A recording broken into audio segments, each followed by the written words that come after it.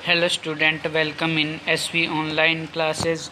Today we are discussing the next topic of lesson second of class 8th, disease causing microorganism in animals.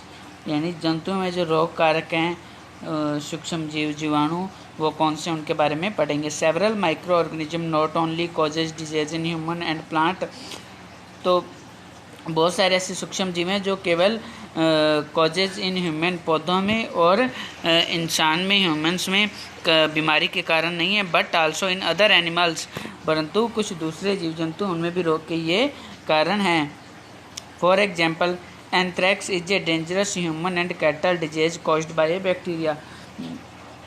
तो anthrax एक बीमारी है जो मनुष्य और जो अपने कैटल्स हैं, मवेशी एनिमल्स, उनमें होने वाली बीमारी है जो क्या है, बैक्टीरियम डिजीज है, बैक्टीरिया के द्वारा, जीवाणुओं के द्वारा होती है.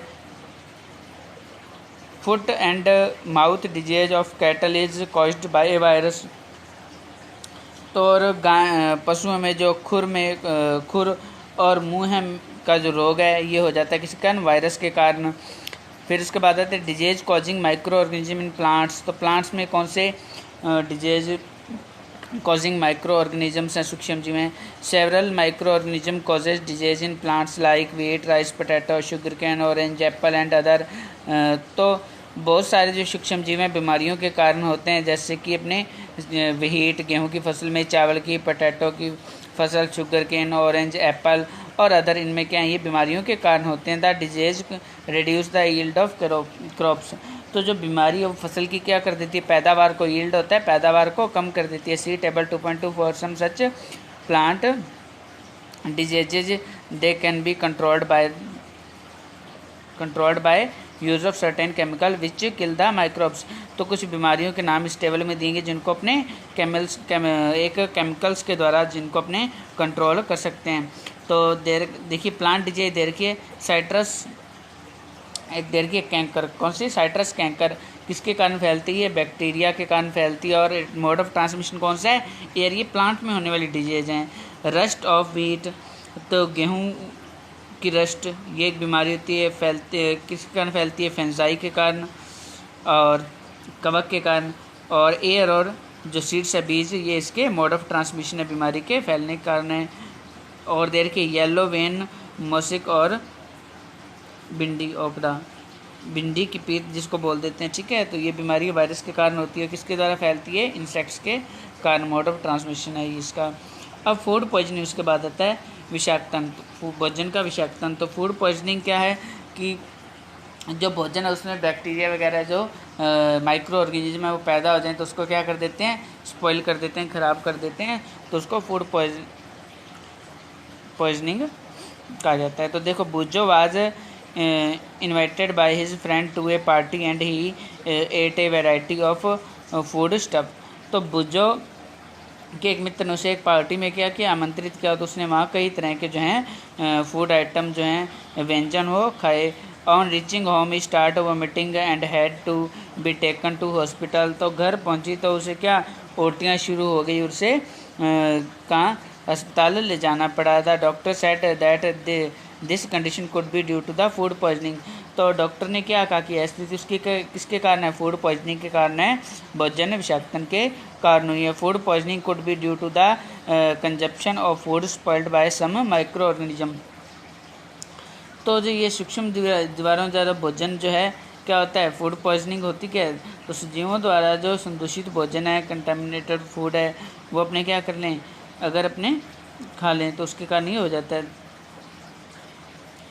तो जो फूड पॉइजनिंग किसके कारण होती है, consumption of food spoiled by some microorganism. को सूक्ष्म जीवों के कारण जो भोजन है वो क्या है, उसको स्पॉइल्ड कर देते हैं, उसको संदूषित कर देते हैं, ख़राब कर देते हैं. तो इसके कारण फूड पॉइजनिंग हो जाती है. Microorganism that grow on our food some time produce toxic substance. तो जो सूक्ष्म जीव हैं जो अपने क्या भोजन पे उत्पन्न होते हैं वो क्या करते हैं, कई बार भोजन में क्या कर देते हैं, टॉक्सिक सब्सटेंस, जो विषाक्त, जो विषैले पदार्थ हैं वो उत्पन्न करते हैं, उसको क्या बनाते हैं, भोजन को विषाक्त बना देते हैं. These make the food poisonous causing serious illness and even death. तो जिसके सेवन से क्या है बहुत भयंकर जो है बीमारी हो सकती है, सीरियस इलनेस और इवन डेथ और क्या मृत्यु भी हो सकती है। So it is very important that we preserve food to prevent it from being spoiled. तो यह ज़रूरी है कि हम भोजन को क्या स्पॉइल्ड होने से, ख़राब होने से, संदूषित होने से उसको बचाएं। फूड प्रिवेंशन क्या है, अब देखिए खाद्य परिरक्षण यानी किस तरह से अपने उसको संरक्षित रख सकते हैं। In chapter first we have learned about the method used preserve and store food grain. तो अपने चैप्टर फर्स्ट में पढ़ा था कि मेथड्स जिसके द्वारा अपने जो अनाज है उसको, अपने ग्रेन अनाज को कैसे अपने उसको सुरक्षित रख सकते हैं। How do we preserve cooked food at home. घर में अपने जो पका भोजन है उसको कैसे अपने उसका परिरक्षण करते हैं, उसको बचाते हैं ख़राब होने से। You know that bread left unused under most condition is attacked by fungus. तो आप जानते हो जब अपने क्या कोई ब्रेड है अपने उसको क्या खुले और नमी वाली मॉइस्चर वाली जगह पे अपने क्या कर देते हैं, रख देते हैं, उस पर क्या है जो फंगस हैं वो क्या कर देते हैं, अटैक करते हैं, आक्रमण कर देते हैं। Microorganism spoil our food. जो सूक्ष्म जीव वो क्या करते हैं, अपने भोजन को स्पॉइल कर देते हैं, ख़राब करते हैं, संदूषित कर देते हैं। Spoiled food emits bad smell and has bad taste and changed colour. तो जो स्पॉइल्ड फूड है वो क्या है, एक दुर्गंध है, वो क्या करते हैं, इमिट करते हैं, छोड़ते हैं, और इसका स्वाद भी कैसा होता है, ख़राब होता है, और चेंज कलर भी क्या होता है, चेंज हो जाता है। Is spoiling of food a chemical reaction. तो क्या जो भोजन का खराब होना, स्पॉइल होना एक रासायनिक अभिक्रिया है। पहली bought some mango but she could not eat them for a few day. तो बूझे ने क्या, पहली ने क्या किया, कुछ मैंगो वो खरीदे, कई दिनों तक उसने क्या उनको खा नहीं पाई। Later she found that they were spoiled and rotten. तो फिर उसने क्या देखा बाद में कि वे क्या हो गए,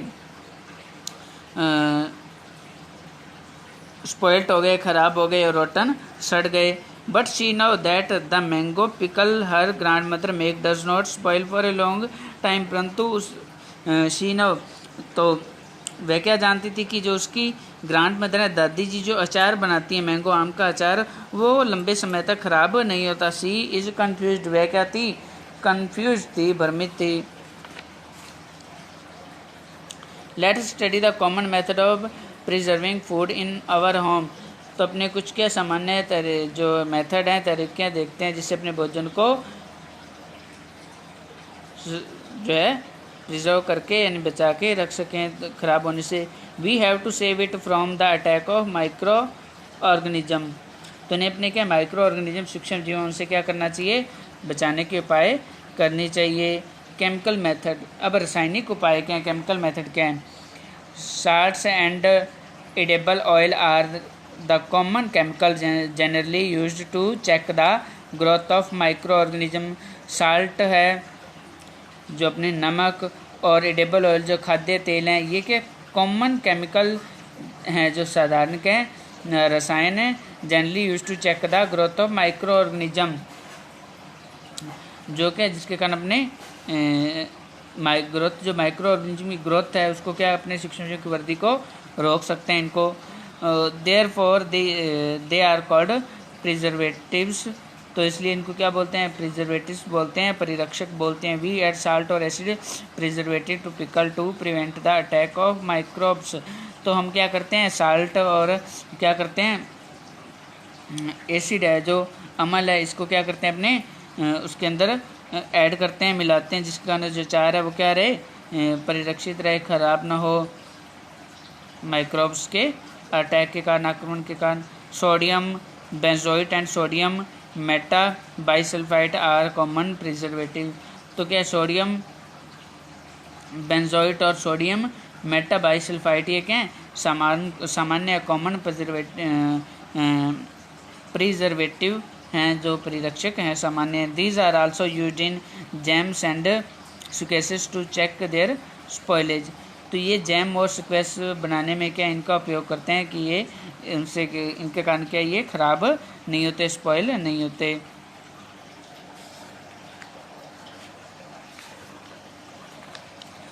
फिर उसके बाद देर के आगे प्रिजर्वेशन बाय कॉमन साल्ट। तो साधारण नमक के द्वारा अपने इसको कैसे बचा, जो अपने फूड आइटम उनको बचा के रख सकते हैं। Common salt has been use to preserve meat and fish for ages. तो लंबे समय के लिए मछली और जो मांस है उसको बचाने के लिए ख़राब होने से अपने क्या है कॉमन साल्ट है साधारण नमक है उसका यूज करते हैं। Meat and fish are covered with dry salt to check the growth of bacteria. तो जो साधारण नमक है इसको अपने मीट और फिश को इससे क्या करते हैं कवर करके रखते हैं ड्राई साल्ट से, जिसके कारण क्या है जो बैक्टीरिया की ग्रोथ है वो न हो पाए। Salting is also use to preserve amla, raw mangoes, टर्माइन एक्सेट्रा। तो जो साधारण नमक इसका उपयोग किस में करते हैं, आंवला हो गया, रॉ मैंगो हो गए जो आम हैं, और टर्मेंड यानी इमली, इसको प्रिजर्व रखने के लिए अपने इसका यूज करते हैं। फिर उसके बाद आता है प्रिजर्वेशन बाय शुगर के द्वारा अपने किस तरह से कोई भी चीज़ उनको प्रिजर्व करके रख सकते हैं। Jams, jellies and squashes are preserved by sugar. तो इनको किसके द्वारा परिरक्षित किया जाता है, शुगर के द्वारा। Sugar reduce the moisture content with inhabits the growth of bacteria which spoil food.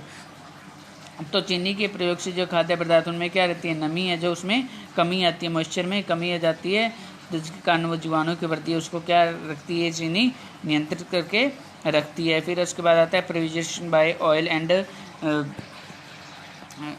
Vinegar यानी सिरका। तो सिरके और तेल से अपने किस तरह से इनको संरक्षित रख सकते हैं, बचा के रख सकते हैं। Use of oil and vinegar prevents spoilage of pickles because bacteria can not live in such an environment. तो अपने जो तेल है और विनेगर है, सिरका है, ये क्या करता है पिकल अचार को उसको ख़राब होने से बचाता है, संदूषित होने से। Because bacteria can not live in such an environment, क्योंकि बैक्टीरिया हैं जो इसके अंदर, जो जीवाणु हैं वो इसके अंदर रह नहीं सकते इस इन्वायरमेंट के अंदर। Vegetables, fruits, fish and meat are often preserved by this method. तो इस मेथड के द्वारा अपने फल, मछली, मांस इनको परिरक्षित करके रख सकते हैं। फिर हीट एंड कोल्ड ट्रीटमेंट, तो गर्म एवं ठंडा करना ये एक मेथड है, इसके द्वारा भी। You must have bread your mother boiling milk before it stored और यूज्ड।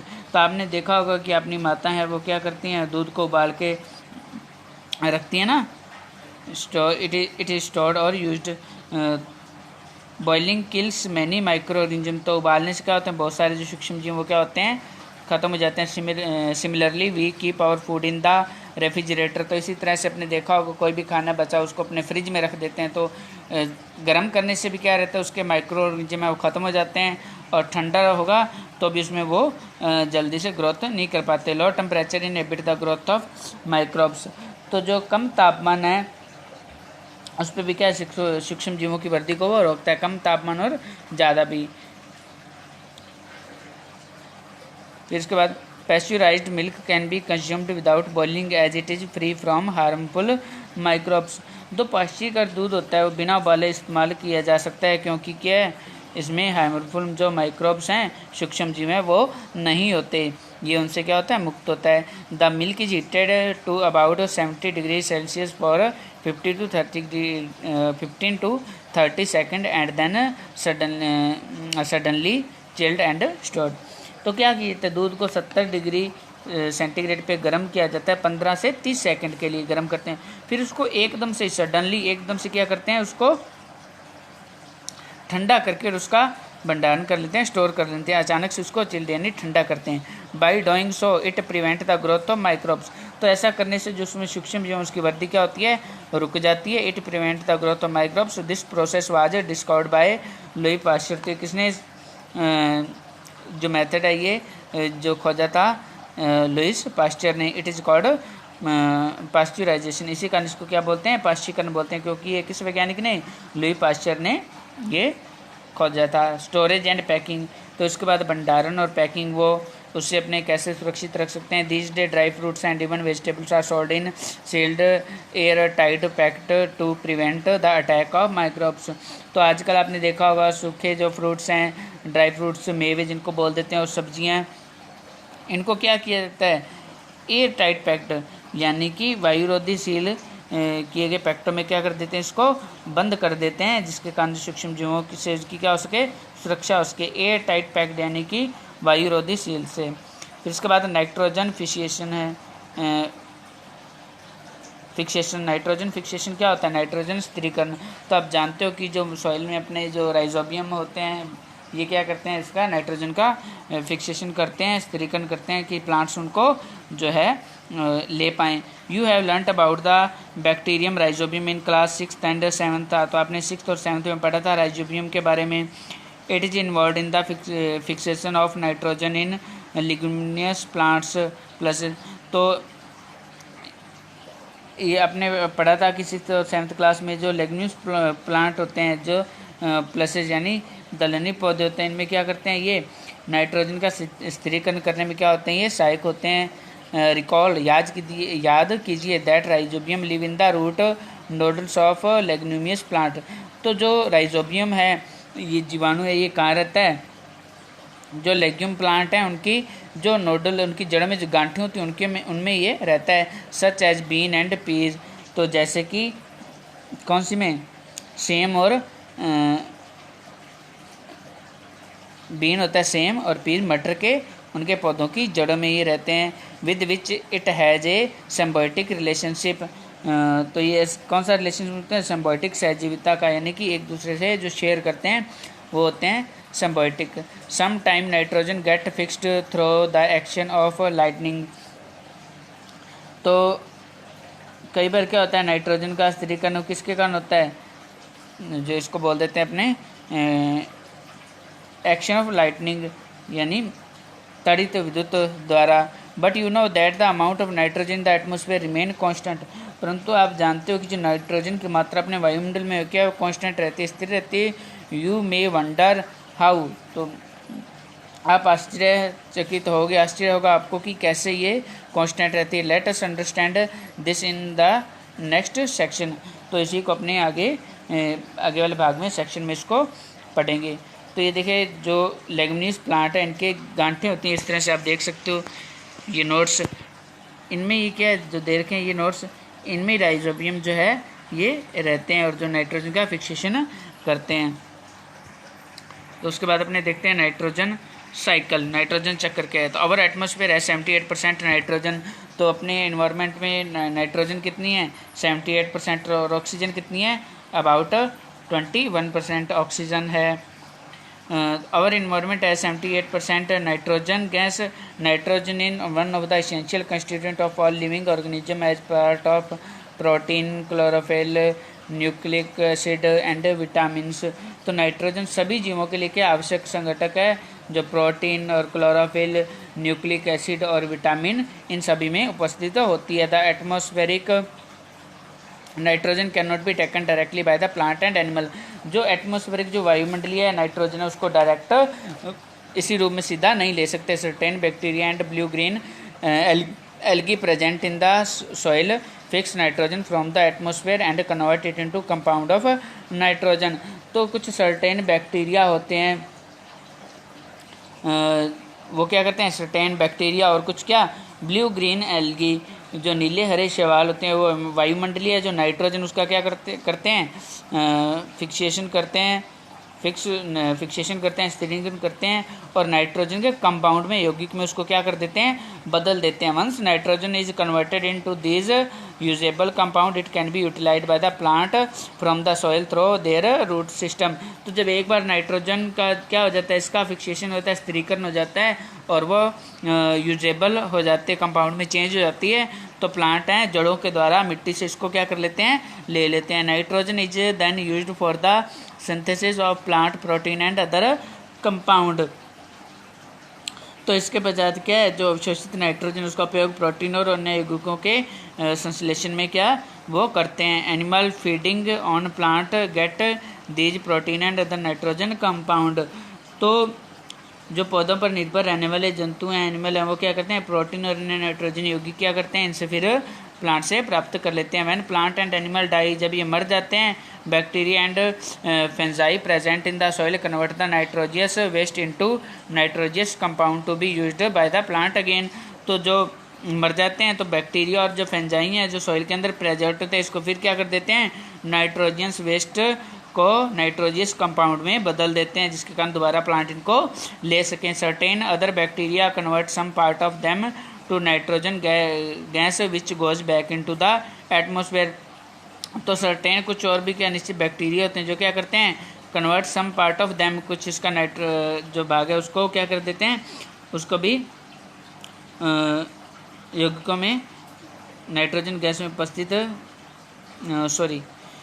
सर्टेन अदर बैक्टीरिया, कुछ और क्या विशिष्ट जीवाणु है जो क्या करते हैं, convert some part of them to nitrogen gas which goes back into the atmosphere. तो कुछ विशेष जीवाणु तो क्या करते हैं, नाइट्रोजन यौगिक को नाइट्रोजन गैस में क्या कर देते हैं, उसमें परिवर्तित कर देते हैं, जो वापस क्या चली जाती है अपने एटमॉस्फेयर में, वायुमंडल में चली जाती है। एज ए रिजल्ट, जिसके परिणाम स्वरूप क्या होता है, the percentage of nitrogen in the atmosphere remain मोर और लेस कांस्टेंट, जिसके कारण क्या है, मात्रा लगभग क्या रहती है, कांस्टेंट रहती है, स्थिर रहती है। तो ये नाइट्रोजन साइकिल दिया गया अपने। तो compound of nitrogen in the soil, तो क्या सॉइल में नाइट्रोजन के कंपाउंड है जो बैक्टीरिया हैं या फंजाई, उसको क्या करते हैं, कंपाउंड में चेंज करते हैं। तो ये क्या होती है, प्लांट के द्वारा फिर क्या की जाती है, प्लांट के द्वारा ले ली जाती है नाइट्रोजन के जो कंपाउंड में चेंज, फिर प्लांट से क्या करते हैं, एनिमल ईट प्लांट, एनिमल खाते हैं इसको, प्लांट को। तो nitrogen waste from excretion and death. तो उसके बाद क्या होता है, जो उत्सर्जन होता है, एक्सक्रीशन होता है, और जीवों की जो मृत्यु के बाद ये फिर उत्पन्न क्या है, नाइट्रोजन अपशिष्ट है, जो नाइट्रोजन वेस्ट है वो उत्पन्न होता है, फिर ये क्या होता है, वापस मिट्टी मिल जाता है। तो इस तरह से कुछ चलता रहता है। और कैसे ये प्रोसेस होता है, जो नाइट्रोजन कंपाउंड है सॉइल से क्या, bacteria turn compound of the nitrogen into gases nitrogen. कुछ बैक्टीरिया होते हैं वो किसमें, उसको नाइट्रोजन को गैस के रूप में बदल देते हैं, और फिर वो कहाँ चली जाती है, अपने एटमॉस्फेयर में चली जाती है, वायुमंडलीय नाइट्रोजन। फिर वायुमंडलीय नाइट्रोजन क्या होता है, नाइट्रोजन फिक्सेशन उसका होता है, स्थिरीकरण होता है किसके द्वारा, बैक्टीरिया के द्वारा, और जो अपने पढ़ा था अपने ग्रीन ब्लू एलगी के द्वारा उसका स्थिरीकरण होता है। फिर क्या होता है, उसके बाद नेक्स्ट स्टेप क्या है, bacteria in turn fix nitrogen into nitrogen compound.